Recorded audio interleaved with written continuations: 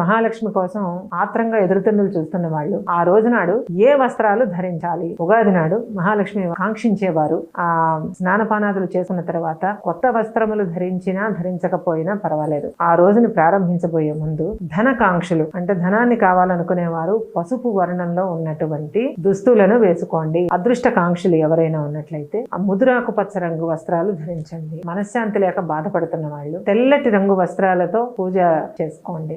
అట్లాగే సరిగ్గా జీవితంలో ఇంకా స్థిరపడలేదు ఆతృతతో ఉండేటటువంటి వాళ్ళు గులాబీ వర్ణం అంటే పింక్ కలర్ వస్త్రాలు ధరించి చేసుకోండి. ఈ రంగులు మహాలక్ష్మికి అత్యంత ప్రీతిపాత్రమైనటువంటి రంగులు. ఈ విధంగా జరుపుకుంటే కనుక మీకు రాగలిగినటువంటి సమస్యలు రాకుండా పోతాయని నేనేమి హామీ ఇవ్వట్లేదు, కానీ మనకి తట్టుకునే శక్తి వస్తుంది. అలాగే సమస్యల తాలూకా తీవ్రత కూడా తగ్గే అవకాశం ఉందండి.